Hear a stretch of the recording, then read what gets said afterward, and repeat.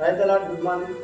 ఇదిన దేవుని వాగ్దానం యెషయా గ్రంథము 43 అధ్యాయము 19 వచనం. నేను ఒక నూతన క్రియను చేయించున్నాను. ఈ సహోదరి నీ జీవితంలో ఏ క్రియకైతే ఎదురు చూస్తున్నావు, ఏ ఆశీర్వాదం కొరకు ఎదురు చూస్తున్నావు, ఆ క్రియను దేవుడు ఈ దినము చేస్తాను నీతో వాగ్దానం ద్వారా మాట్లాడుతున్నాడు. ఆమేన్. Praise the lord.